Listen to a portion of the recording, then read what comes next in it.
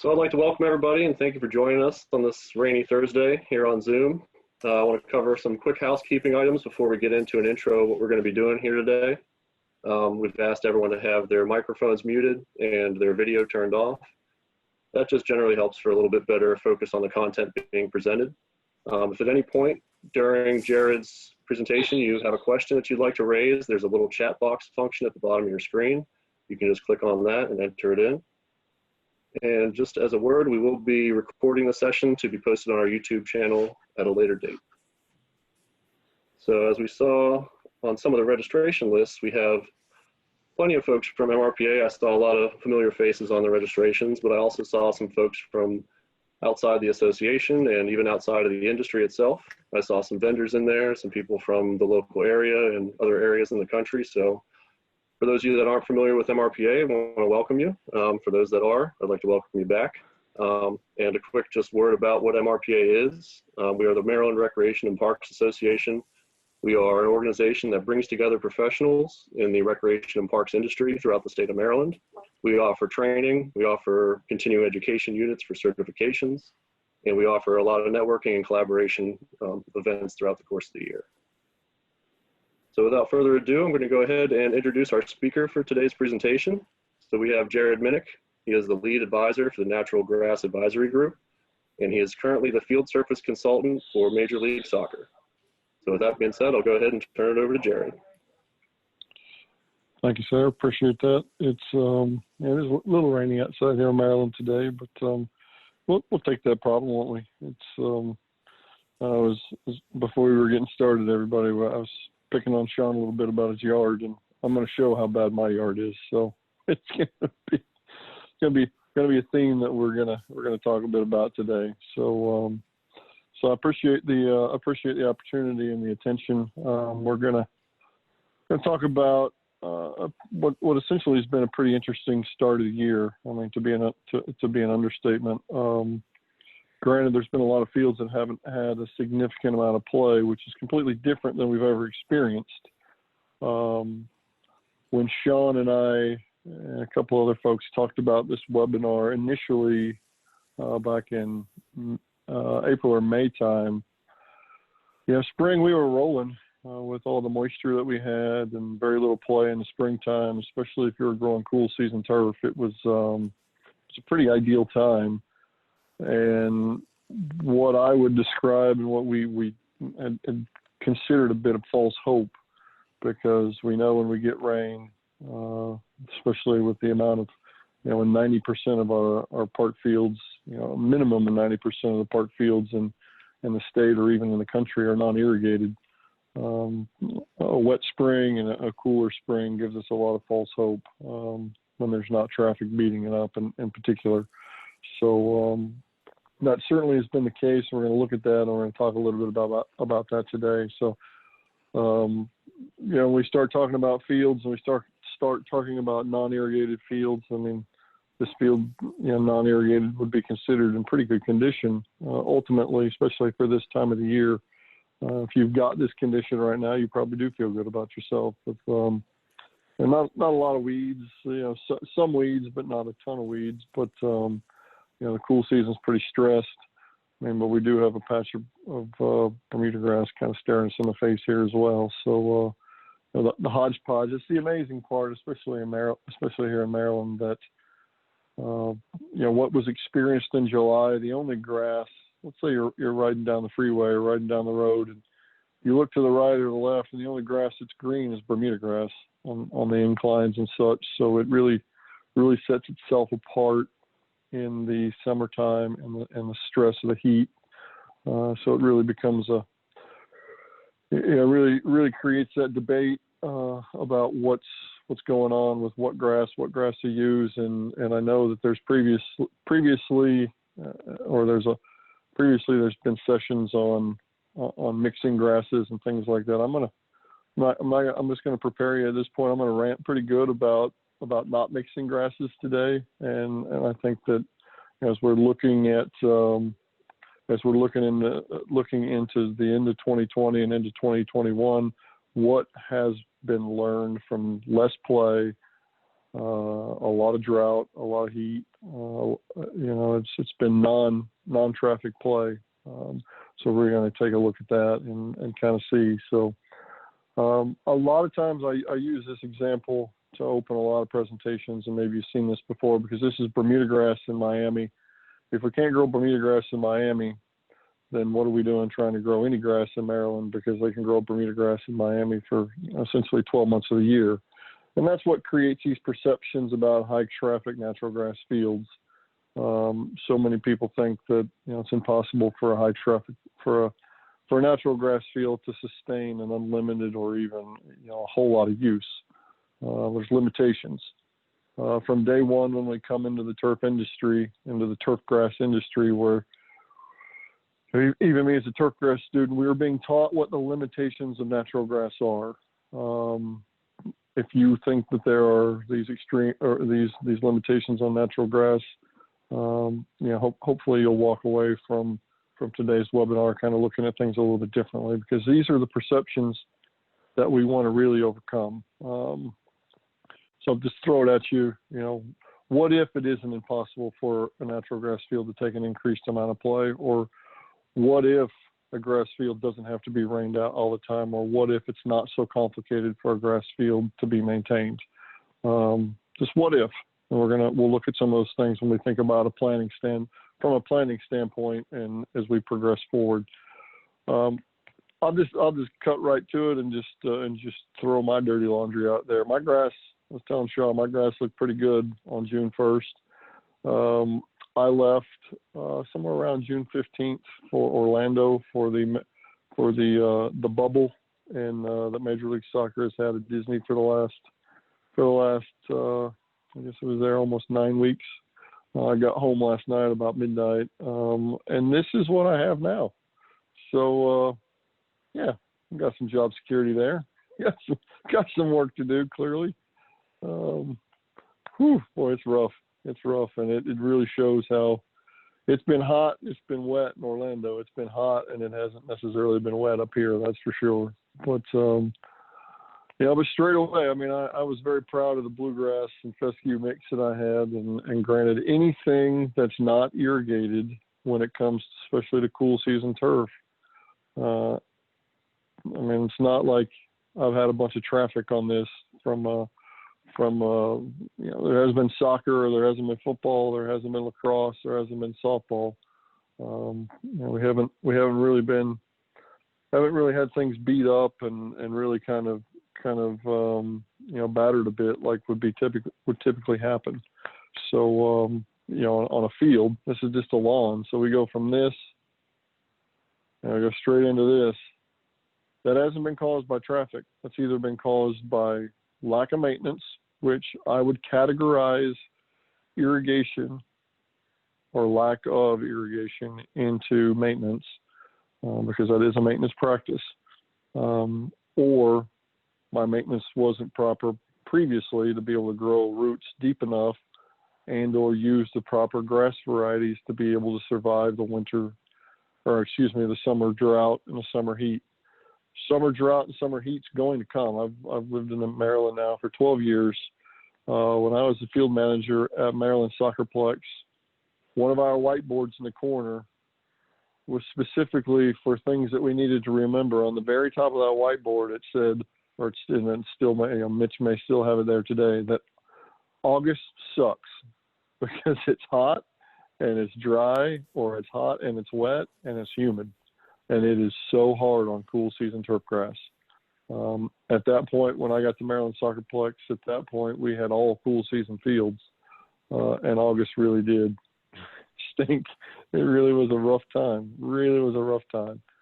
So, that's just throwing it right out there. So what's the problem? I mean, when we see fields with traffic patterns, we think that, okay, traffic caused this. And there's no doubt about that traffic caused this. Whether this is irrigated or non-irrigated, this certainly has had a traffic pattern develop in it. These goal mouths are closest to the parking lot. There's no doubt about that. It doesn't matter what country or what language we're speaking or what sport we're playing. All the work that I do or the work that I see Every field is the same. Athletes go to the goal mouth closest to the parking lot, closest to the locker room, whatever it might be. It's just one of those things that just happens, and that's going to be, one thing that goes into our planning as we look forward into the rest of 2020 and into 2021. We as field managers, and I am guilty of it as well, we like to spend a lot of time complaining about how it is. Well, guess what? It's how it is. Athletes go to the goal mouth closest to the parking lot. It's our job to manage it and figure it out, because that isn't necessarily going to change. Communication can change that. But when every single coach and every single player and every single country that I've ever been to and every single field wears the same, closest to the locker room, closest to the parking lot, at some point we have to accept that, and we have to start to evolve our maintenance, or we're never going to win. The definition of insanity obviously is doing the same thing over and over again and expecting a different result. Well, we know what they're going to do, so when are we going to change what we're doing? And that has to go into our planning process as well, doesn't it? So, as we look at things, we look at these different reasons of why grass fields fail, or why our grass surfaces struggle. Too much play. We talked about rainouts. One of my favorites is why the coach just won't move around, or the players just won't move around. We just addressed that. Okay, you're right. They don't. So what are we going to do to address that challenge and make it different? Because if we know that's how it is, then essentially we're making an excuse instead of coming up with a solution. And that, ultimately everybody in the industry at this, or to this point, has agreed that grass fields need rest. All of these to me at this point look like excuses instead of solutions, and that's what they are. And that's what, when we build a plan, we have to come up with solutions. We cannot be driven by excuses. We have to be driven by solutions. Now, granted, it's a perfect world that I'm talking about living in here. But if we don't evolve our thinking, if we don't start thinking about the solutions and create the solutions, they're going to be in the same place that we've always been in. So how do we evolve? How do we learn? Especially this year when we haven't had the traffic to cause our fields to fail, what have we learned? And now each of us is going to be in a different situation, especially throughout the state of Maryland, because we have some areas that have extremely high clay content, and what I like to call rocky clay. When there's so many areas, and we had that in northern Montgomery County, we have that in Frederick County, we have the subdivision I live in. I've never seen so many rocks come out of the ground in my life. But then you've got some areas in Maryland, especially southern Maryland, that have lighter soil. So each field gets built differently as well. So you may have, we've got some fields that are built with material that's been imported. We got some fields that are built with material that's actually native to where they're at. So each situation's different. That means that your solution may be different. But our job as field managers and as park managers is to come up with the solutions, not come up with the excuses. And that's what we're kind of going to look at today. Hopefully we can create some solutions and be able to walk away with some better things. So let's just cut to the chase when it comes to some of these things I've been alluding to. I just crossed through those excuses. I'm calling these things excuses. Granted that I know all of you that are field people, it's making you very uncomfortable right now. You're probably trying to throw things at me through the screen. I'm going to make you a little more uncomfortable here. So hopefully you're sitting down. So the number one reason when we see why fields fail is not anything to do with traffic. It has to do everything with maintenance. I just showed you my lawn. My lawn failed because of maintenance. It didn't fail because of traffic. The number one reason fields fail is because of maintenance. Now, the other, or this should be 1A instead of 2, the thing that impacts maintenance is construction and or renovation. I'm trying to think of one field that I know of in the state of Maryland that's not professional level that's been built correctly, and I'm drawing a blank. So that again is an excuse that the field isn't built correctly, and there really aren't any park fields that are necessarily built correctly. It's not school fields that are built correctly. They're dump sites. They're mixed soil. They're just the native soil. They don't have drainage in them. There's so many things that are done wrong, or at least done as basic as they can be done, or done as simple as they can be done. It may not be wrong in the instance, but long term, it impacts the maintenance. So let's call construction and renovation not being done correctly. Let's call that 1A. Let's categorize all of that into maintenance. So why do grass fields fail? Maintenance. Then we have usage. And this year has been an absolute full-on reminder that guess what? We haven't had the play, but our fields aren't in the condition that they should be after we've gone through July heat and July stress. Now, there's a few of you that are thinking, hey, my fields look great. And I have a feeling that's going to be related to grass variety, but it's also related to number one, or number 1A. If your fields are looking great, your maintenance is probably, there's no doubt. It's not probably. If your fields are looking good, it's because your maintenance is good and you're hitting a home run. You're setting an example for all of us to try to step up to and master and match. That's great. We need the examples. It's a very uncomfortable conversation to look at it that way, because essentially it sounds like I'm calling us out, or I'm calling people out, and in a way I am, because we all have to evolve. We have to come up with solutions. We have to become better. And how do we do that? We build a plan. And that's what we're talking about today. We're talking about what are the things we want to consider for the rest of 2020? What are the things that we want to consider as we go into 2021? From these lessons, these great reminders of, we've never before had no play on a field to say, okay, what's going to happen to this field? Well, now we know. So we evolve, we change, we learn, we grow. No pun intended. We do want to grow, don't we? We want to grow some grass. So just a quick background, if you don't know about me, or you don't know about Natural Grass Advisory Group, big piece of what we do is this sort of thing, is education. It's my job essentially to make you uncomfortable. If I'm not making you uncomfortable, then I'm not doing my job.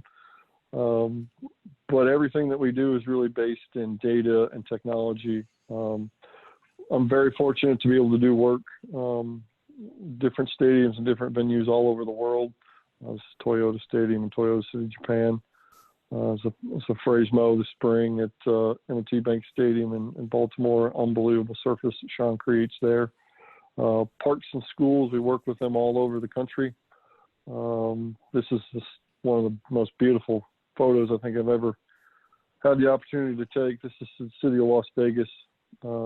This is latitude Bermuda grass. It's been overseeded with ryegrass. Absolutely just stunning how beautiful the setting in Las Vegas is, especially for growing ryegrass in the wintertime. But everything we do is based in data and numbers. Doesn't matter how smart I think I am. Doesn't matter how smart you think you are. What matters is what the numbers say. And that's really what we focus on as a business and as a consultancy, is to provide you information that's based on numbers and data. We can sit and debate it all day long, but what do the numbers say? We have tried to guess and try to come up with solutions for entirely too long. That has led to 25,000 synthetic fields in this country. When there's 130,000 fields and 25,000 of them now are plastic at $1 million a piece, clearly we're not doing everything that we need to do when it comes to producing good fields. So we really do everything we can do to trust the data. I grew up on a corn and soybean farm in the state of Missouri. So this is what I know from a from an agricultural and from a plant growing background as a kid. My dad, love him to death. He started to master texting. He's getting kind of good at it. He doesn't fly. He doesn't, he doesn't do anything that's really considered too advanced. His tractors and combines drive themselves.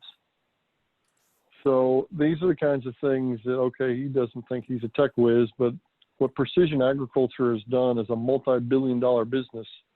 They don't put down a pound of fertilizer. They don't do a bit of tillage. They don't do anything without a data point at this point. Precision agriculture is one of the largest industries in the world now. It's unbelievable the amount of data and information that they collect on a daily basis on a farm to be able to make their decisions. Why do they do that? They do that because as a farmer, if you spend more money, you make less money. Kind of the complete opposite of the way we maintain our turf, isn't it? If we have money left in our budget, we need to spend it because we might lose it. That isn't best for the turf.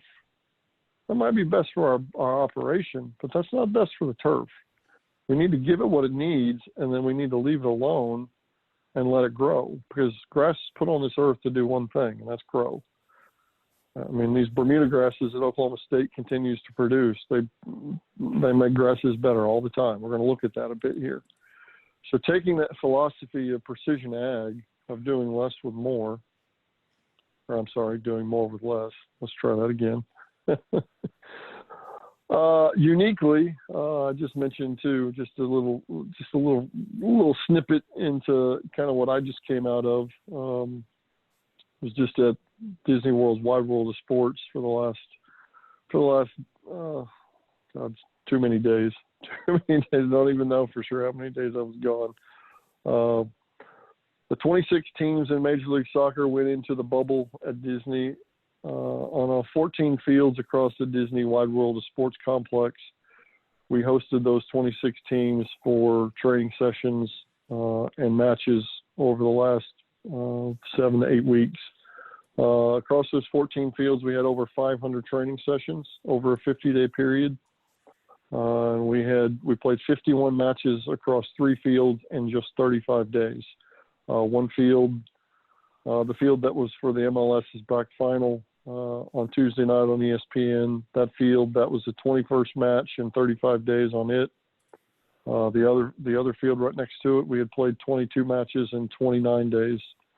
At one point on this field that's in the picture here, this was on Tuesday morning before the final. At one point, this field had hosted 15 matches and 4 training sessions in 16 days.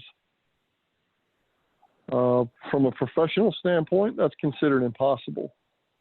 When we looked at the schedule that they gave us and they said, "Here, good luck with this," it was like, well, this isn't going to work. How are we going to do this? I mean, it's a credit to the maintenance team at Disney's Wide World of Sports, because not only did we come through it, the fields were actually in better condition at the end of the tournament than they were at the beginning of the tournament. So we played this field here, we played 21 matches in 35 days, and it was in better condition at the end than it was when we started. Traffic wasn't the issue. The issue we had was mole crickets. And the biggest problem was an invasion of mole crickets across the entire field because of security. They had the lights on all the 24 hours a day for 40 days in a row, and it was drawing in so many mole crickets that we were getting little divot type little spots all over the field. Traffic didn't wear it out, but the mole crickets certainly weren't giving us some run for our money. Dealing with that tournament took me back to my days at Maryland Soccerplex, because that a lot of folks in Maryland don't realize that Maryland Soccerplex, besides Disney, is one of the most high traffic facilities in the entire country. My time of maintenance there, so many people in Maryland just kind of dismiss it like, well, they don't have open play for public to just come in. They don't have this, they don't have that. There's a whole lot of excuses for why Maryland Soccerplex isn't other fields in Maryland can't be like Maryland Soccerplex. Well, the number of matches that they have is significant. When I got there in 2010, we hosted about 350 matches per field. That's about 700 hours of play. Hey, Dylan, the dog just joined us. As a maintenance team, we set our goal by 2015 to host 500 matches a year, which would be over 1,000 hours of matches per year on each of our fields. We did that as a grounds team. We didn't have leadership or ownership tell us to do that, because if our fields are in good condition with 350 matches, what are we going to do? We're going to use them more. And even at 500 matches by 2015, we didn't have an issue with keeping grass on fields.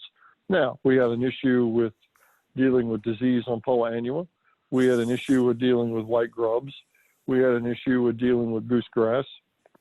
We had these kinds of issues, but we didn't have an issue with traffic. So all of a sudden, we're right back to the list that made us very uncomfortable at the beginning, that why do grass fields fail? Our grass fields were failing even at 1,000 hours worth of play because we were dealing with soil conditions that weren't great, that were giving us that wouldn't drain, so we had disease issues. We were dealing with insect issues. We were dealing with other things that weren't traffic related. I just told you we had 21 matches in 35 days. We had 15 matches in 16 days at professional level. Our biggest issue was mole crickets. That has nothing to do with traffic. But yet, over and over again, fields are considered failing because of the amount of traffic that's put on them. It has nothing to do with the traffic over and over again, does it? I feel like this doesn't fail because of the traffic. It fails because it doesn't have irrigation. Or there are green patches on here. It fails because the right grass variety wasn't used. Those are maintenance and or renovation and construction type things. This was the middle of our field at Soccerplex Stadium. This was after, I think, event number or hour number 750 or something the year that I took this. This is on Kentucky Bluegrass. I think we're cutting at 15/16 or 3/4 of an inch at this point. Traffic wasn't the issue. It was all these other things that were driving us crazy. This is field 26. Yeah, field 26 at ESPN's Wide World of Sports at Disney. This photo was taken on Saturday. We had 73 training sessions in 50 days by MLS teams. Not perfect, but certainly not too bad.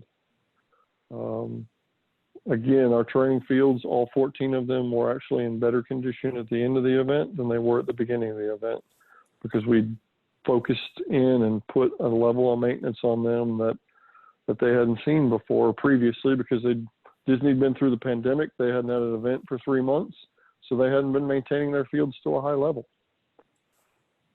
So we really dialed things in and got things going and really had good success at the end. So, okay, great.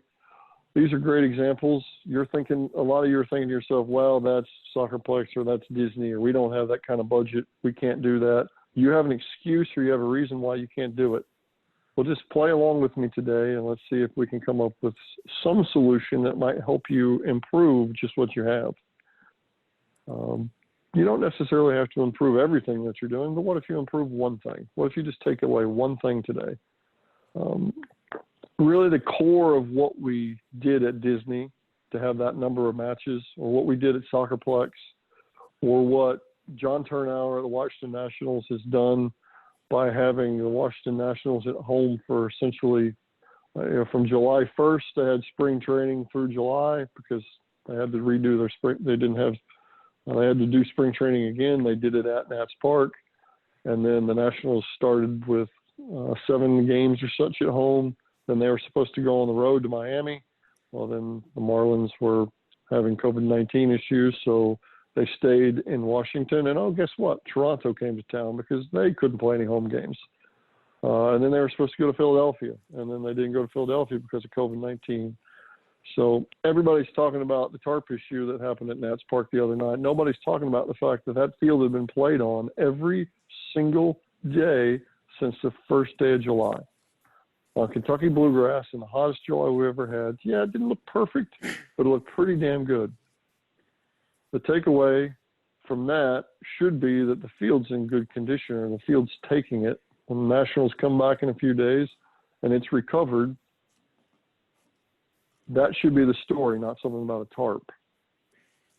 But how does that get done? How does John do that? How do you all as field managers simplify the challenge that you face and meet the demand? I love this quote to think about it, and many of you have heard me use this before, and I use it again and again and again. If we weren't already doing it this way, is this the way we would start? Peter Drucker he is this data and statistics guy. He is a numbers guy. He is the basis of essentially what Moneyball is. If you've seen the movie Moneyball, I talk about this all the time, about how you simplify things using data. We stop guessing and we use data. We simplify the challenge. When I went to turf school, and essentially I got taught what the limitations of turf grass were, well, what if I threw that preconceived idea about the ability of my field to take a certain amount of play? I throw it out the window and I start again. I start back to the basics and say, okay, if I have an issue with mole crickets, how am I going to solve that? If I have an issue with traffic, how am I going to solve that? If a field can only take 500 hours of play, okay, great. That's if you do it this way. Well, can it take 600 hours of play? The most interesting thing is if we evolve it and change. So how do we do that? How do we evolve that? How do we change? So I like to break it down into a puzzle, simplify it. 5 pieces of a puzzle. If we get the 5 pieces of this puzzle right, we're going to be doing some good things, aren't we? Now, key point straight out of here is proper water management. Because most park fields, you cannot have proper water management because you don't have irrigation. So every single one of these pieces of the puzzle matter. We can have all the aerification in the world, but if we don't have the best grass, we're not going to have success. We can mow all the time, but if we don't have the proper grass, not going to be as good as it can be. That piece of the puzzle, water management, we're never going to achieve success fully until we have an irrigation system. Yet park fields all the time get built with lights. We'll spend $100,000 to $150,000 worth of lights, but we won't spend $50,000 to put an irrigation system. It is a dilemma. It is a absolute disgrace, and it's the biggest challenge that faces parks and recreation associations from a standpoint of fields and field maintenance. We'll spend $1 million to put in a plastic field, but we won't spend $50,000 to put in an irrigation system. Doesn't make sense to me, but I'm a field person. Now, in fairness, I'm a field person, so we have to do a better job as field people to educate development people and construction people and planning people to say, hey, let's consider an irrigation system, because we can never have full success with a grass field without an irrigation system. But how do we take that out of the equation? How do we eliminate that excuse and come up with solutions to say, how do we have good fields even without an irrigation system? And that's really what we're going to look at this point. And it all starts with grass. And I touched on this earlier with my yard. I touched on this earlier as well with some photos of some park fields that aren't necessarily in great condition at this point because it's been so hot and dry. Grass. Just grass variety alone makes things so different, gives us such an advantage. This was when I was at Maryland Soccerplex, and I use an example of this basic so often. This was a Patriot Bermuda grass field. We sprigged Latitude into the middle of it just because we wanted to be cute, and we could, and we wanted to see what would happen, and guess what happened? Well, I thought that the Patriot would take over and not allow the Latitude to come in. No. The Latitude took over the Patriot. And we didn't do anything special. We didn't phrase mow. We didn't do any of that. We sprigged it in, and within 18 months, the Latitude had taken over the Patriot because it's a better performing grass. We built 2 fields in 2012. That was really when Latitude and Northbridge were still relatively new. We took those 2 fields, we split them right down the middle. We put Latitude on one side, we put Riviera on the other side. On the other field, we put Patriot on one side, we put Northbridge on the other side. We essentially said, okay, which grass is better? Because everybody has an opinion. Let's figure out what's factual. Latitude obviously was far superior to Riviera. That's just how it is. Northbridge competed pretty well with Patriot in the end. Northbridge did end up being a far superior variety than Patriot. It's just because they're improving them. It has nothing to do with the varieties themselves. It has to do with the fact that all 4 of these varieties came from Oklahoma State. It's an evolution. Riviera came about the same time as Yukon. Those seeded varieties came out. They're okay. If you want to seed into a field that's cool season, Riviera, Yukon. Now I'm blanking on the newest variety. These varieties are really good. Are they as good as sprig varieties? No. You cannot compare a field that's been sprigged or sodded with Latitude, Northbridge, or now Tahoma 31. You can't compare that to Riviera or Yukon or any other seeded variety. They're not going to be as good. So when we compare them, it's not fair to compare them. They're different animals. They're much better. This was at Disney. This was one of our gold mounts on one of our training fields. Latitude on the left, 419 on the right. They had replaced this field, or most of this, they'd replaced this field at 115 yards long with Latitude. We stretched out the fields and we went to 120 yards long. So they hadn't replaced with Latitude into the gold mouth where we were at. Even in Florida, they try to make it harder than it is. They want to grow 419 still because so many sod farms still have 419. Well, you're not going to have a high traffic field that sustains the amount of traffic that it could if you don't use Latitude, or for them, it's a celebration as well.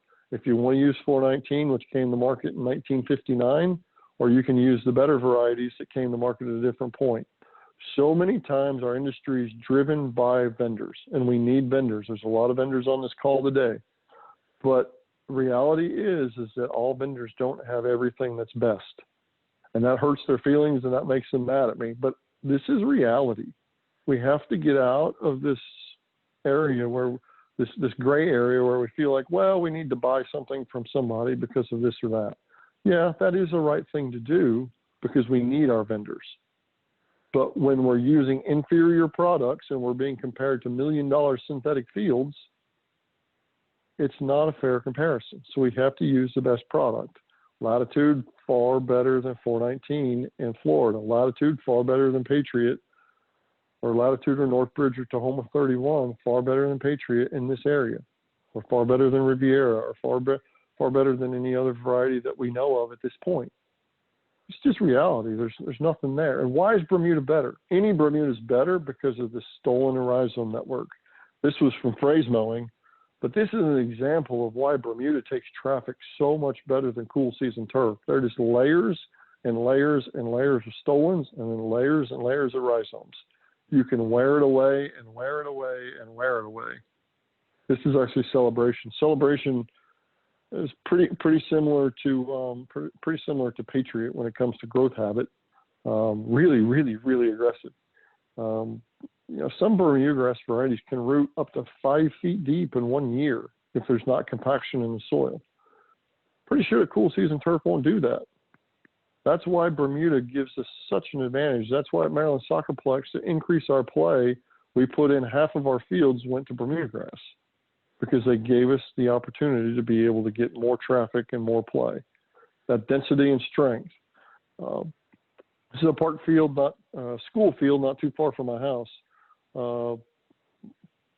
Latitude got sodded about 18 months ago. I haven't really done much to it, but it really is hanging in there. This is a field not too far from it. It's a mix of fescue and bluegrass and ryegrass and clover and whatever else is in there. It's been drought stressed. It's been thinned out. The weeds have been able to take over. There's some clover in this Latitude. There's some weeds in this Latitude, but this Latitude hasn't minded the drought. And with a little bit more maintenance, this Latitude could really be incredible and really be perfect. It's going to take a whole, one aerification and one fertilizer application would do that. This cool season field is going to take overseeding. It's going to take fertilization. It's going to take weed control. It's going to take more fertilizer. It's going to take more seed. And then guess what? Next summer, it's going to die again because it doesn't have irrigation.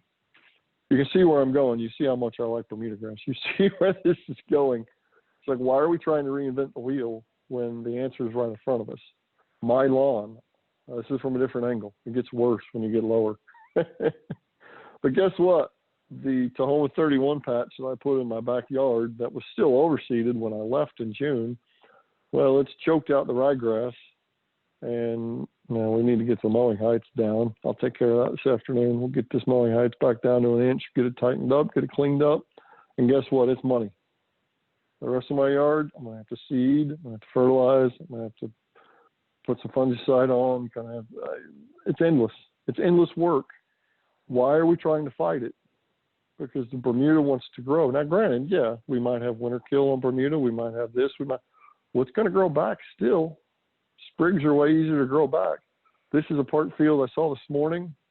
The Bermuda patch, or the common Bermuda patches, are so thick that there's thatch in them. The rest of the field is made up of a little bit of grass and a little bit of weeds and a little bit of grass and a little bit of weeds, and the Bermuda grass needs verticut. Non-irrigated, just been growing, just been living the life, just been enjoying the summer. This is a field that looks like the traffic has just worn it away. Too much traffic on this field is what perception would say. But if you look at it from the side angle, it's actually too much traffic and drought for the fescue, and the common Bermuda has essentially taken over. Why are we fighting it? You can see I'm on my soapbox. I told you I was going to rant. I warned you. But it has to be taken into account. We make all these plans, and we build our maintenance budget. We build our plans. We want to put out seed. We want to put out fertilizer. We want to put out weed control. Montgomery County now has, they're dealing with the pesticide bans that are being put in place. I mean, we're all going to be dealing with this. When we're growing Bermuda grass, we're not worried about it as much. Granted, there are downfalls. Each of you are thinking of a way you can poke a hole in my story about Bermuda grass. I got about 6 other comebacks to poke a hole in your hole. So it's like, what are we trying to prove here? This is a part field, common Bermuda. It's showing us, but yet we're going to go back and seed fescue into it and try to fill it in instead of just growing the Bermuda grass that's there. Right down the middle, common Bermuda is just taking it. No problem. It's the fescue that couldn't take the drought. It's not the play that's killing the field. It's the maintenance. And this is when we put a latitude square in the middle of Patriot. You get 3 or 4 more weeks out of latitude than we can get out of the Patriot. That's how much more we can put more play on that field because it will sustain more. This is a great and exciting thing to me because it can be more simple. Like, we don't have to be chasing our tail over and over and over again. Now, the people that sell grass seed, you're all getting mad at me right now. But reality is reality. Now, and in fairness, and I know Sean manages a really nice baseball complex. If this is a baseball field and a softball field, we can have a different conversation. But even still, if it's non-irrigated, it's not going to live through the summer, or it's going to go dormant. You're going to have weed problems. You're going to fight all of these different things. You have Bermuda grass, you have a weed problem, you phrase mow out the weed seed. Yes, again, I'm making it sound really simple. But I would challenge you and say, could it be that simple? Are we making it too complicated? Yeah, the people selling grass seed are all going to disagree. But and I love every single one of them. But at the same time, like, okay, we can buy ryegrass and overseed our Bermuda. We want some winter color, great. Get all the rye you want. Throw that rye in there, make that Bermuda grass green. But what are we doing trying to do anything else than that? Keep it simple. This is City of Rockville. Bill and his team there, they sprigged these football fields a couple summers ago, and it just amazes me every time you watch a sprig grow in a Bermuda grass and see the roots that Bermuda grass can put on. This is 6 weeks later, we got this kind of rooting already, and it's not like he's growing some grass in some money type soil right here. I mean, that's some of Rockville's finest soil and clay right there, yeah. And he just dropping roots right down through it. Just dropping roots right down through it. Just amazing. This is Alan Reed. He sent me this photo a couple years ago after he'd sodded. You know, he was pretty proud of his roots there. I mean, that was sodded in June, and this was in November. I mean, aggressive growth. Now, granted, this is a sand-based field. I'll give you that. So, still, though, that just shows the potential of what it can do. Now, we're talking about this, and we're talking about irrigation, and we're talking about drought. We're talking about roots. Roots create organic matter. Those roots grow, and they grow, and they grow, even in these bad soils. As you increase organic matter content in your soil, you increase water holding capacity in your soils. When you aerify your soil and you break the compaction and you allow the roots to grow down, you're increasing your water holding capacity. Well, that's great, because all of a sudden, as we grow our roots deeper and we focus, and when we'll talk about this too, when we think about our fertilizer program to help us grow our roots, and we think about if we have a top dressing program, we think about our compost program, we think about all the things we can do that when we're not spending money on grass seed, and we're actually spending it on just growing grass, all the things we can do to make our roots grow deeper, increase our water holding capacity. Oh, it's fantastic news, because it gives us hope that we can survive summer and make our grass that much better. Now, this root picture is a key point. I'm not talking about organic matter on the soil. I'm not talking about an organic buildup on top, that's thatch and junk on top. I'm talking about root mass in the soil. As you build organic matter on top of the soil, that's a problem.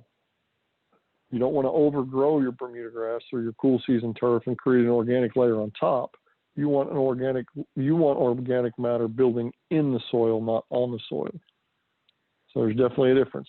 So phrase mowing and verticutting are so important to clean off the organic matter, to allow the water to go into the soil, to allow the air to go into the soil, to build those roots and drive those roots deeper.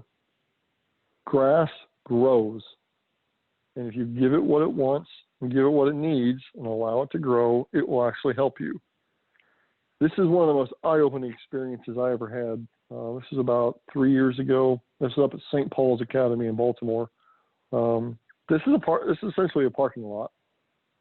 I had a little bit extra latitude sod from doing some patchwork on some gold mouths. They'd order a little bit too much, so they unrolled it out here on this parking lot where they also sometimes play lacrosse. That sod rooted. So then they said, well, shoot, let's get some more. And they ended up sodding the entire middle of this parking lot to essentially be one of their lacrosse practice fields. They didn't aerify. They set up temporary irrigation for 2 weeks to put some water on the sod. This is in August. The sod didn't only root, it rooted, and then they played on it. It made the parking lot playable. Again, what are we trying to prove when we're putting down cool season sod in the summertime and trying to grow it in? Bermuda loves to grow. It loves heat. It loves long days. Bring it on, it says. And look what it did. It grew. And guess what? It turned into a playable field. And then you look out in the distance on the sides of that field and you see the only green grass that's left on the field from drought is, guess what? Common Bermuda grass. It's right in front of us. It's reminding us that, hey, I want to grow here. I want to do this. Sure, winter could be hard on me, but I want to grow. It's unbelievable how special it is. And, you know, sprigging Bermuda grass is really interesting. It's quite a process if you've never seen it, if you've never experienced it, especially on a bare field. This was at Montgomery Village when they were putting in a new football field or a new soccer field a couple summers ago. You know, that's the interesting thing about Bermuda grass, that you can sprig Bermuda into an existing field that's not irrigated. This is older research, but I wanted to share it. I need to talk to Dr. Goatley and get get an update on the research that these guys have continued to do at Virginia Tech. Mike from Game Day has been doing some of that, been doing some research as well. I know that Cliff and the guys in Montgomery County have been doing some dormant sprigging. I know there's a lot of that going on. It's a great, great thing. They're being cutting edge. They're being creative. They're being outside the box.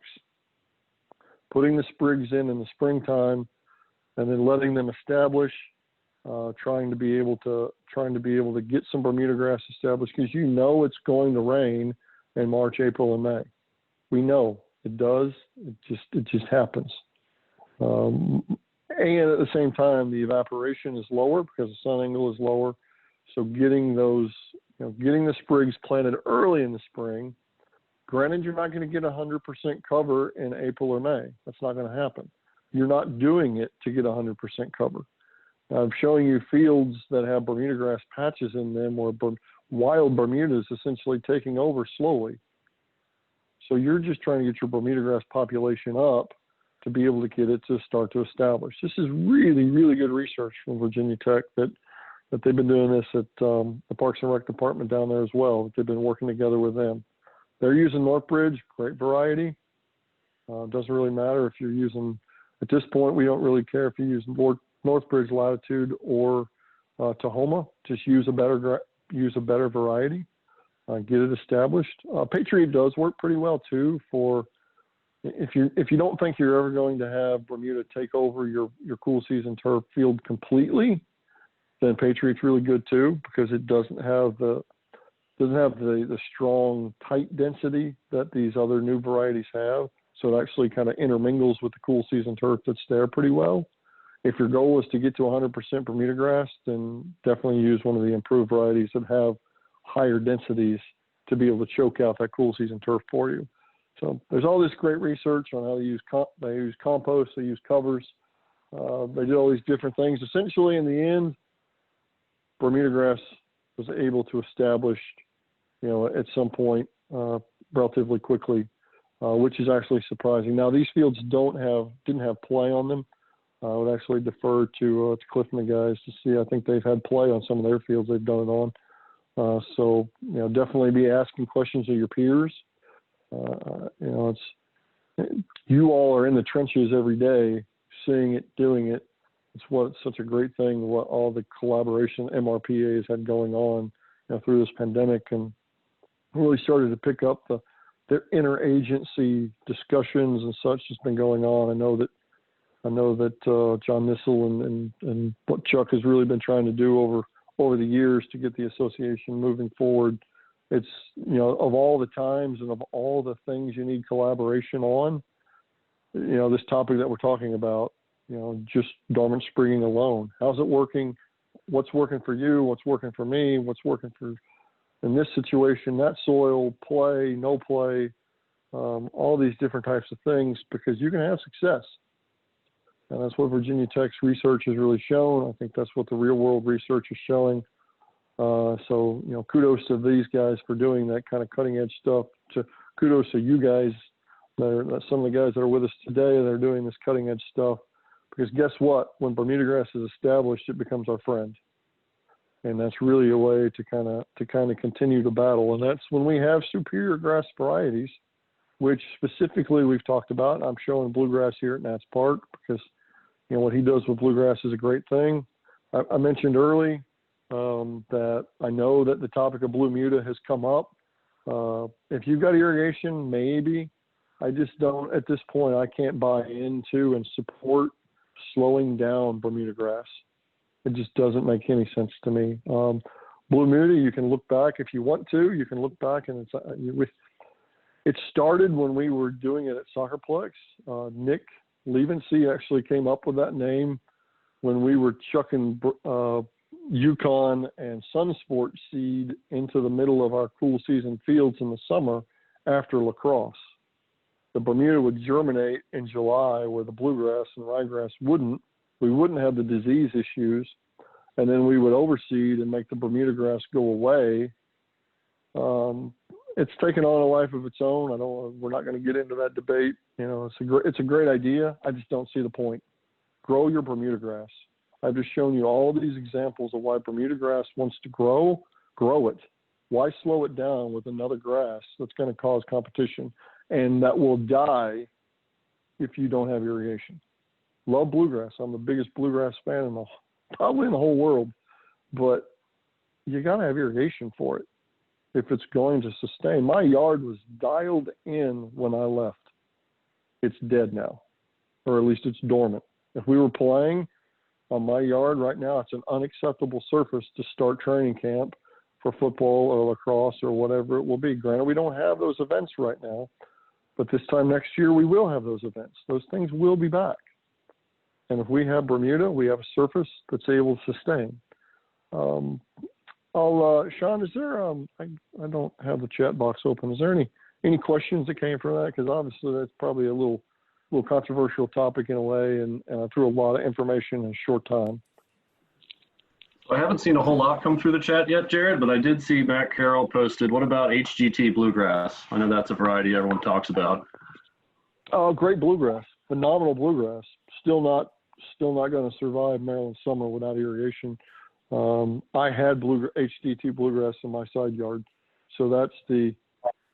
And I had HGT mixed together with another good variety of bluegrass, and without irrigation, they just don't sustain. Now, one thing, and it's a great question on the better varieties of bluegrass. When you do use them and you do establish them, they will come back from the drought dormancy a lot faster. You're seeing green up in a lot of fields because we've had rain the last 10 days. We've had a lot of rain. Ironically, side note, but we prepared for the hurricane in Orlando, and we got 0.13 inches of rain, and we got 35 mile an hour winds. And and here at home, I got 4.5 inches of rain and 50 miles an hour wind. So the irony of that. But when we do that is the good thing about these better varieties of bluegrass, especially if you're using them on a baseball, softball fields in particular. Something like Landmark's Vitality Sport HD 2.0 or HDT. When you use them and they establish, they will come back from the dormancy much stronger than the older varieties will. We'll end up killing some of the older varieties. These new varieties they're so resilient and they're so strong, and they are really, really good. I'm not taking anything away from them. I'm just saying that, Bermuda grass grows circles around them, and on non-irrigated fields, the Bermuda grass isn't going to go dormant nearly as quickly. So that's a great question by him to ask about clarifying on the varieties, because I do think that the University of Maryland had some good data on particularly Barvette and particularly Hampton as varieties of showing just how drought tolerant they really are. So not taking anything away from them, just saying we have to be careful on how complicated we make it where we use them at. So it's a great question. Sean, any others? I didn't see any others come in, but I was thinking when you brought up the portion on, making sure that we're focusing on growing roots, if we don't have the ability to put the inputs in that, are the perfect world scenario, when you're looking to build not just your macros, but putting your micros in, I know a big trend, I guess, that's popping up that I've seen some new products like Subvert and Carbon Earth. There's these root hair promoting peptides. Is that something that you've done any research into at this point? Oh, absolutely. Yeah. We'll actually touch on that a little bit and in one of the sections upcoming here as we finish out, but I'll hit it straight on. I mean, yes, anything you're doing to to improve soil health from a mycorrhiza or any sort of soil biology being added is wonderful, especially in soils that have been compact for a long time. Now, you're not going to see huge success in a soil that as we go into aerification, I guess you're pretty clever there, Sean, because you kind of set it up. But, you can use those things, but if you're not aerifying, it's not going to do you any good because there's no air in the soil for those to build that microbial activity and build that soil biology that you need. But if you're aerifying and using those products in combination with your aerification program, 1,000%, because that's going to make these any bluegrass or any fescue or any Bermuda grass that much better, because you're going to build that much more root mass. So 1,000%. It's a great point, Sean. Great point. Excellent. Thank you, Jerad. And there was one more question, and I think you're probably about to get into it. It was asked, it said, how often is aeration of a field required? What a great question. Well done. Whoever that person is, let's give them a gift, because they segued right into it. It's well done. I'm going to touch on aerification here in combination with what we just talked about with grasses. I put this photo in because most of our park field, or frankly, most of our fields, period, need a V-ripper on them as opposed to just a small aerifier. My friend Simon from England always, I heard him, I stole this from him, because he used to say that he could, most fields need a moldboard plow to be able to turn them over and get the compaction out of them. Because the way fields get built, we looked on why do grass fields fail. It's because of maintenance and because of renovation and construction. They compact the living bejesus out of them, and then they think we can grow grass on them.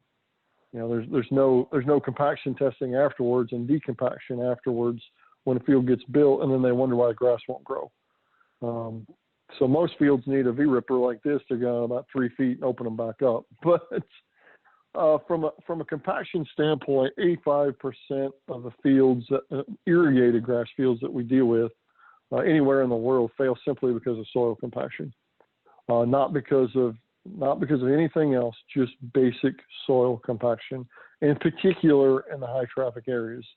This is so basic. As Sean asked the question about soil biology, you can add all the soil biology you want, but if you don't break open a soil and open up the pore space, there's no air, so nothing's going to happen. You're not going to grow roots. You can put sod on a parking lot, and it's not going to grow roots, is it? That's why I always kind of chuckle about mowing height. Oh, let's mow our grass higher so we get roots. You can grow grass 3 feet tall on a parking lot, but it's not going to root because it's not soft. Rooting has a lot more to do with soil compaction than it has to do with the height that you grow the grass. So, it's kind of a basic premise that we kind of miss because it's so simple in a way. Air and water move in and out on a soil that's not compacted. And it's really this basic. I mean, don't worry about what really is in the data and the numbers here. Just look at this map. This is a high traffic soccer field. The red area is the most compact. The green area is the least compact. Soccer gets played in a diamond, kind of out to the bench area and then back to the goal mouth. Now, what's happening here, the goal mouth closest to the parking lot, the goal mouth closest to the road is getting used the most. It's compact. The far goal mouth isn't compact. This field had been aerified 2 days before this data map was taken. So we GPS map, when we do our testing, this field was tested in at least 80 points across the entire field. It had been aerified 2 days prior. The middle of the field is still dramatically more compact than the outside of the field. So when we're talking about aerification, and the question came in, how much do you need to aerify?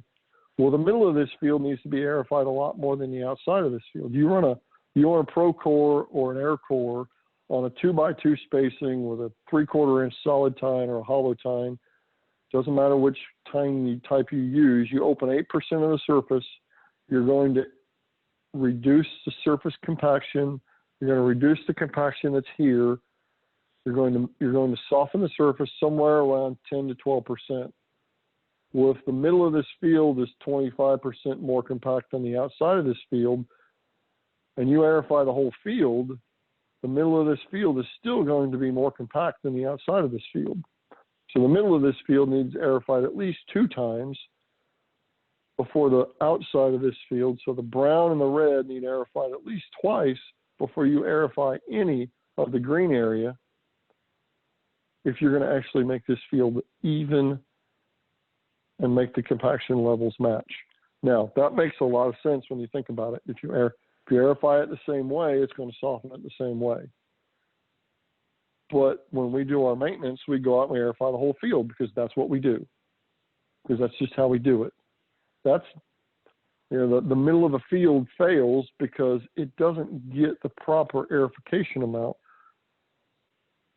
It's going to compact more where the high traffic areas are. It's going to compact more.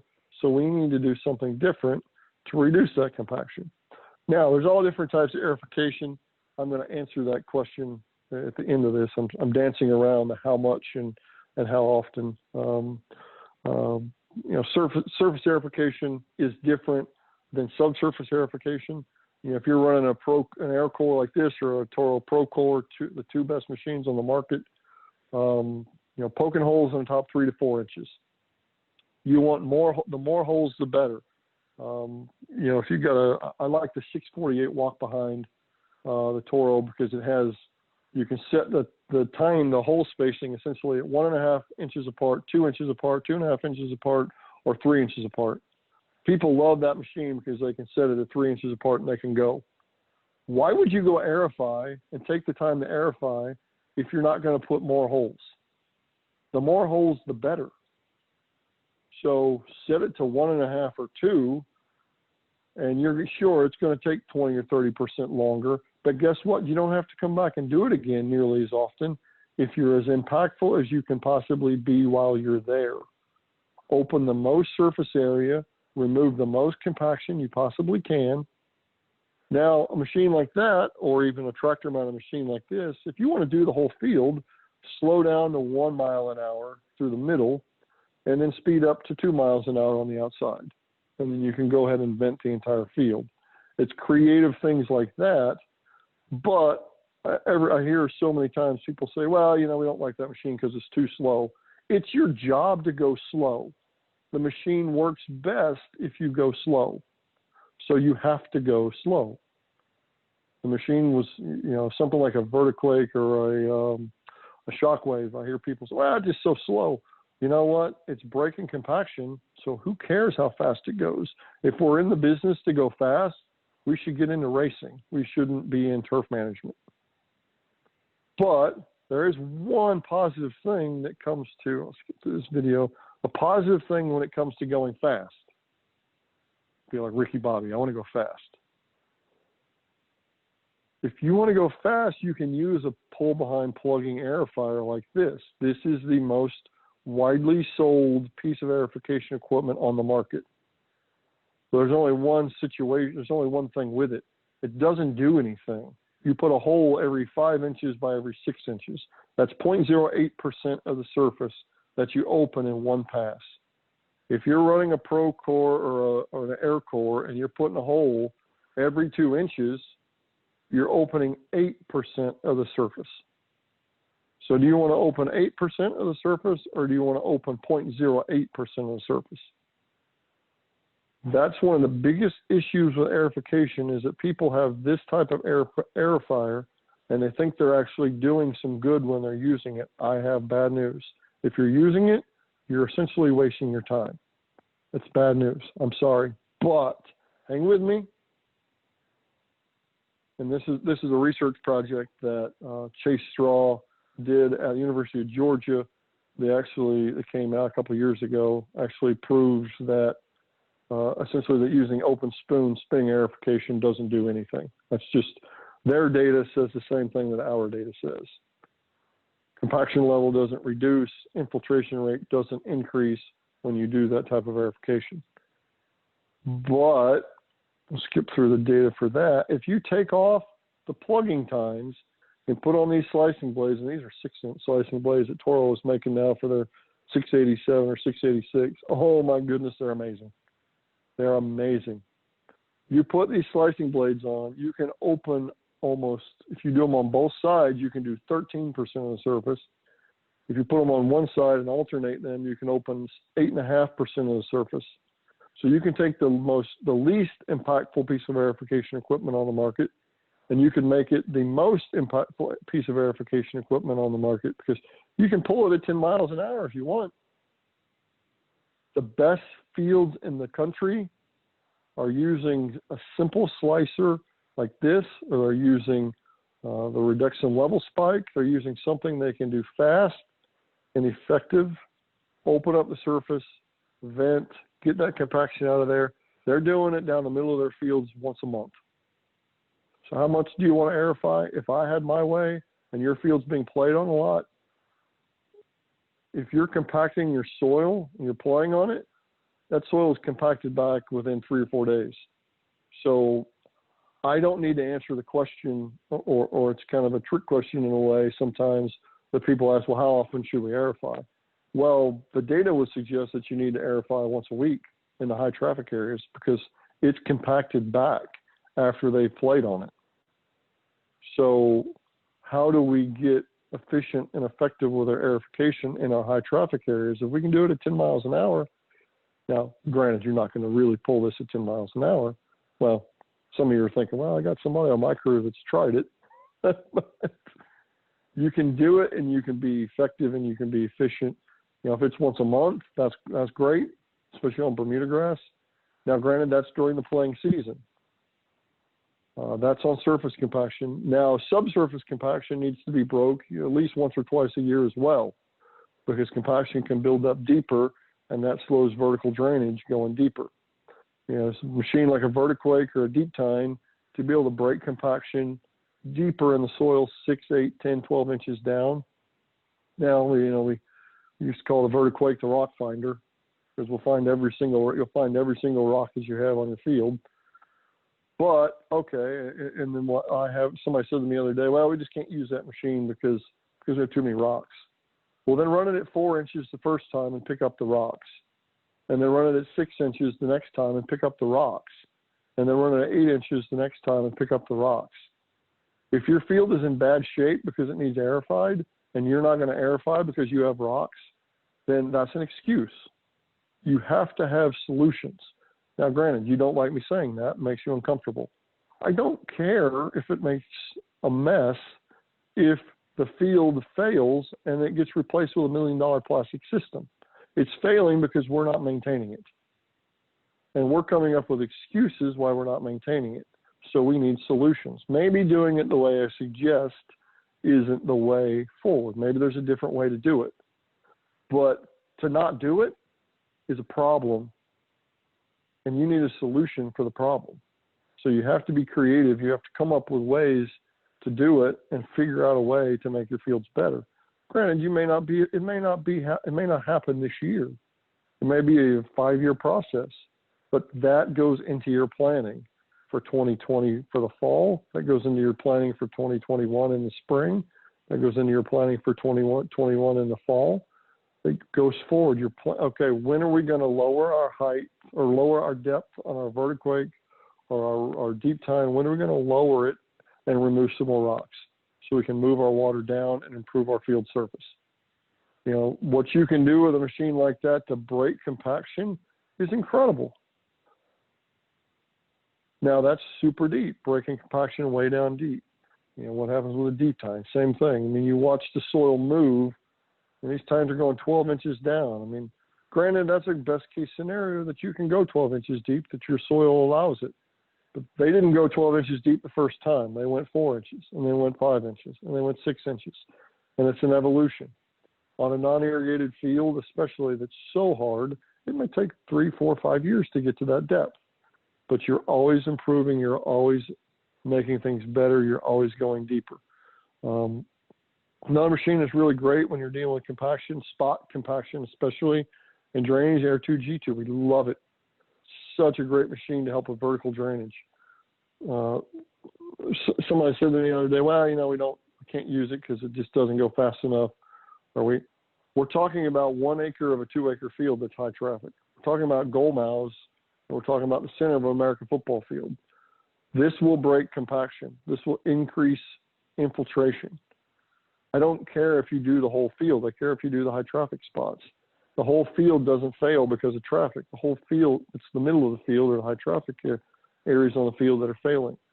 On the farm, we used to do our winter project used to be we'd have to flag the wet spots in the fall during harvest, and then we would take an air compressor and a tree spade, and we would drive that tree spade into the ground 3 feet in those wet spots all winter long. We'd go around to every field across 1,000 acres worth of fields, just finding the wet spots, driving the tree spade in the ground and blowing air into the ground. Guess what? Those weren't wet spots come spring. This machine is great for that too. All winter long, if our soil isn't completely frozen, we're looking for things to do. Well, some people are looking for things to do. Some of you are thinking, shoot, I wish I was looking for something to do. This machine is incredible for that. Spending the winter hitting wet spots, and all of a sudden in the springtime, our wet spots are gone. It's not just about doing a whole field. We have to get out of the mentality that we have to go out and do a whole field. I love this video because Ryan's clearing up, following OSHA regulations. But this is on Maryland clay. Watch right behind, in front of the back wheel, right in front of the back wheel. That's dust coming up from hard Maryland clay. That air's coming up from 9 inches down. This machine is impactful, and it's super impactful. It makes a big difference on vertical drainage. This is going to help this bluegrass recover from this lacrosse damage. Really, really good machine, really, really good tool for dealing with compaction. Now, this is from, I'm talking about high traffic areas. This is from, this is combined data from 51 matches in 35 days at Disney. The traffic diagram, the traffic map here on their left, we use sensors called the Intelligent Play sensor. It gives us real-time data, tracks the traffic on our field at all times. So this was the traffic on the field over the entire 35-day period. We can get a heat map by the hour, we can get a heat map by the day, we can get a heat map by the month, whatever it is that we want a heat map. We're able to get that data. So we used this traffic data and combined the traffic data, and then we looked at the compaction data at the end of the event. We should have been aerified. What we find is that we should have aerified our bench areas more because the sensor is not showing our bench areas. We should have dealt with this football sideline on the far side of the field before because that was not caused by traffic in this event. But right down the middle, we can see what the traffic caused a compaction. We're not talking about the whole field that's failing because of traffic. We're talking about the middle of the field that's failing because of traffic. We're talking about the bench area and the sidelines that are failing because of traffic.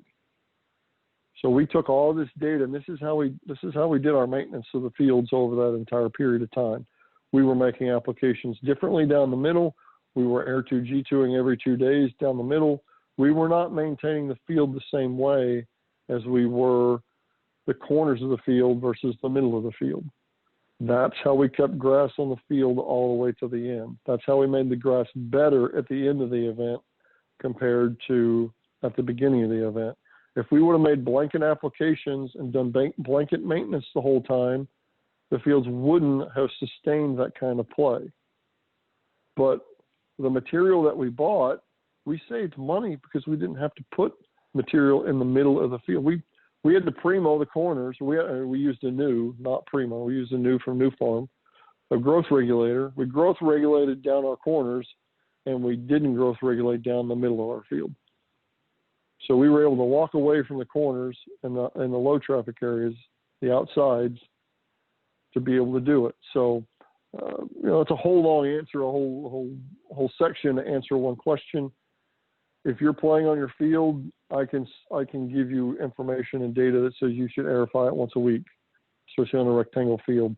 Granted, that's not possible in a lot of situations. So you need to be doing it at least once a month with some sort of a slicer or aerifier.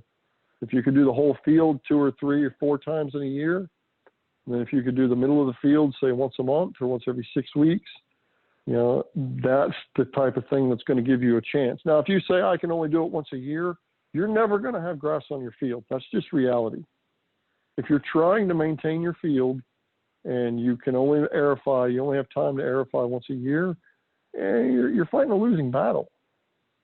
And so we need to figure out how to get more money into your budget or reallocate money into your budget to be able to have a better chance. or you need to do something like deep tine or vertiquake to be able to at least move water. You're still going to lose grass, but at least you could move water. So you could be able to have some success in that standpoint. Sean, any questions there? I'm gonna hit on plant feeding as we close out. Just take a couple minutes. Was there any questions there that we should address? Hopefully I answered the one question. I don't see any questions out there right now, unless Yeah, Sean thank has you, some. Adrian. Okay. Yeah, he might. No, it doesn't sound like it. Thank you, Adrian. Appreciate that. So I'll close with plant feeding here, because this is what we're going for. We were talking about roots in the beginning on Bermuda. This is Kentucky bluegrass on a sand-based field. That's the kind of strength and health from our roots that we want. If we have roots like that, we can sustain. There's no magic potion when it comes to growing roots. Everybody's got this or that to come to roots. If you don't have a basic soil test for NPK and your organic matter, you're just wasting your time when it comes to chucking out fertilizer and chucking out different types of things. Stop guessing. If your pH is off, if your say your magnesium or your potassium is off, you're never going to achieve the strength and durability that you could if you followed your soil test. Soil tests are easy to take. You can take them to Site 1. You can take them to Ewing. You can take them to any type of store that that sells materials. You can give them to any sales vendor that you have. You can get soil testing done by so many different people. Do it. It is the key component of plant feeding. Everybody has a theory on how they feed their plants, but why do we continue to guess? Get the data on what you need, and then you can use that data, and you can guide. That'll guide you, especially when it comes to nitrogen release from your organic matter. If you have a native soil field, you're going to have organic matter that's going to release nitrogen. If you aerify more and release the nitrogen that's there, you may not even have to use nitrogen during the summertime, because you have the nitrogen you need in the organic matter in your soil. Now, that nitrogen isn't going to release if you don't aerify. So one thing we typically say is, if you spend money on fertilizer, but you don't spend money on aerification, stop buying fertilizer and start buying aerification time, like aerifier tines, or start contracting out your aerification, or call your reduction dealer, call your Toro dealer and get a slicer. Do something to open up your soil. Stop spending money on fertilizer that's just giving you, and that's really what we've seen. That really hits on the key point of, skipped it there. So that really hits on the key point of what we've seen this spring. We had a lot of green grass that didn't have a lot of roots. Fields didn't get played on, so all the seed germinated. But all the seed that germinated in the compacted areas, guess what? Didn't grow roots. What spots on your field have now died because of drought stress? Probably your high traffic areas. They probably went out first for anything that you had seeded, because you can't grow roots. The limiting factor on growth could be compaction. The limiting factor on growth could be soil pH. The limiting factor on growth could be the type of grass that you use. It could be your magnesium. All of these different things that you do, you could be doing something different to be able to improve your field, because whatever is your lowest common denominator, whether it's compaction or whatever your biggest hindrance is, let's think about it that way. What's holding you back? It might be compaction, it might be pH, it might be the type of grass that you're using. Whatever that is, that's what's holding you back. You don't need to add more fertilizer if your grass is your limiting factor, because your grass isn't going to improve. You don't need to change your grass if you're not going to aerify. You're not going to have success in the end. It's a puzzle. We looked at the puzzle in the beginning to be able to do that. Liebig's law of the minimum that I'm illustrating here is from the 1800s. Liebig's law came from a scientist in Germany. Last name was Liebig, that he was studying plant growth and plant nutrition.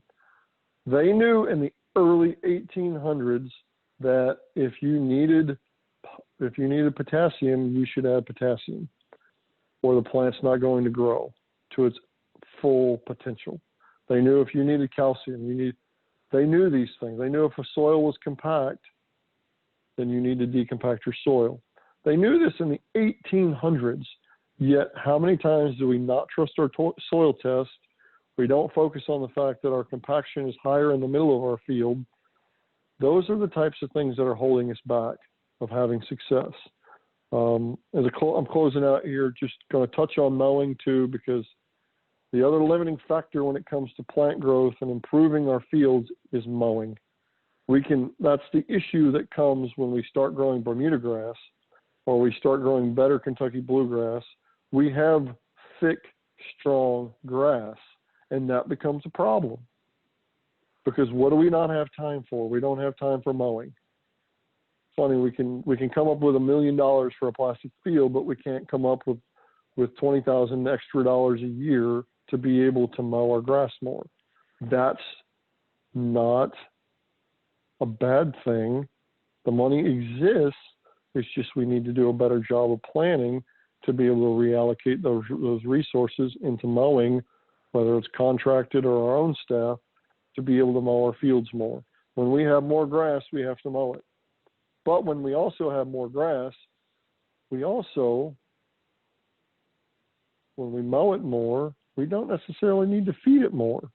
And that's a good thing. Because when we have these kinds of clippings, that's returning organic matter back to the soil, that's making our field stronger. We don't necessarily need to have reels to mow, and I'm picking on my wife here, and I do this pretty often, and I enjoy it, because clearly she did not do a good job of maintaining my yard while I was gone, mowing up our yard while I was gone. But mowing is so important, yet it's so overlooked. The more we mow our good grasses, if it's good quality bluegrass, or if it's Bermuda, if we mow our Bermuda every single day, it's going to fill in more. Because then we can mow it lower, and we can push it sideways. It's bred to grow sideways. If you mow your Bermuda at 3/4 versus an inch, it's going to fill in faster. You don't need to add more fertilizer necessarily. If you just mow it more, it'll fill in faster. You mow it lower, it'll fill in faster. And that'll reduce the overall thatch buildup as well. So all these important things, like we're worried about spending money on herbicide or weed control. Mow more. If we have Bermuda grass and we mow more and we aerify the compacted areas, all of a sudden we don't have to spend as much money on herbicide. But you don't get there today, do you? It's all planning. You have to work it in. You have to think about, okay, do I want a dormant sprig? Do I want a sprig? Do I want to seed some Bermuda? What is it that I want to do? Where do I work that into my program? How do I make things better? How do I evolve? If I need a new mower, if I need a sidewinder instead of a Toro makes a really nice 3-deck sidewinder that's able to cut Bermuda grass down under an inch. If you need a new mower versus cutting with just a zero turn, that's not going to happen today. You need to get that in the budget. You need to plan for that. You need to prepare for that. If you need more aerification and you need a different aerifier, you have to plan for that. You have to evolve. So it all goes in the program. Don't be frustrated that you can't do it tomorrow. Be excited that you have all of these possibilities that you can work into your plan for the fall, for the spring, for the year after next. Like it's an evolution. It's an evolution. What's the old cliche? Rome wasn't built in a day. It's really cliche, but it's really true. These things don't happen overnight. Even if we were going to build a synthetic field, there would be almost a year's worth of permitting and planning.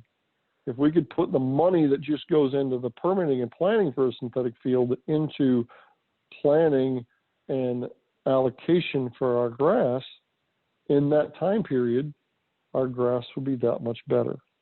So don't be frustrated by it that it doesn't happen, but just see it as an opportunity. See it as potential. You're always improving. You're always improving. You're always improving. So it's a lot of information at one time. Obviously, the biggest takeaway was that what we've learned this year is that we can have great looking grass in May, and we're not going to have great looking grass in August if we don't have irrigation or we're not growing Bermuda grass. Really, hopefully this was helpful. Any other questions that's come in, Sean? I know we need to, or Adrian, I know we need to drop off here at some point. So people got work to do. Stopped raining. We got to get outside and get some work done today, I'm sure. Oh, I hear you there. Looking through the questions, it doesn't look like anything else came up in the chat. So at this point, I think we're pretty good to wrap. Cool. And if anybody has questions, hit me up on. You can follow me on if you use Twitter, Jerad R. Minnick on Twitter, or Grass Revolution on Twitter, or you can drop us an email. Just grassstain at cliche I know, grassstain at naturalgrass.org. If you've got some questions, or I think, Sean, you're recording this, you're going to put it on the website, I believe, aren't you? Something like that? Absolutely. Yeah, at the end of this here, once we get the recording all buttoned up, that'll go up on MRPA's YouTube channel, which you can find at Maryland Recreation and Parks MRPA when you search in YouTube. Brilliant. And are you the YouTube expert that runs that? Are you responsible for that? You're the tech expert for that channel? I'm actually not. We have a wonderful marketing chair, Shelby Bowers, who's been really taking our social media up to the next level this year. Great. Good for her. Congrats to you on that. That's really cool that you guys are doing that. So it's a great resource frankly, it's a great resource for all parks departments across the country, because you're sharing it where other departments in other states can do it. So it's great that MRPA is giving back to essentially everyone. That's great.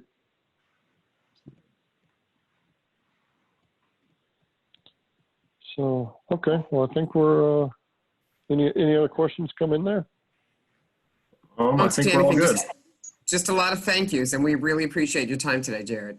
Well, you bet. I appreciate everybody's attention and the respect. So fire the questions at me, or Sean too, if you've got them, and even if you've got some challenges on anything, or the other thing too, if you've got some examples, if you've got successful examples of this, especially with dormant sprigging and things like that, tweet them at me, shoot them to Sean an email, shoot them to me an email. We'll share them, because I think that's something that we need to share.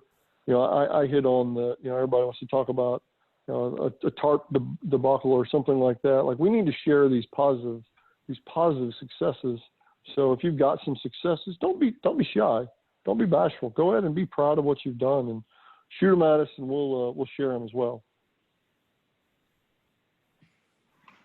All right, that sounds great. Well, thank you everybody for attending, and again, thank you, Jerad, for everything that you shared with us today. You bet. And we'll ask everyone to keep an eye on MRPA's website and MRPA's social media to see some upcoming trainings that we have in the queue. Right. Sean, have a great day. Thank you, everyone. Enjoy the day.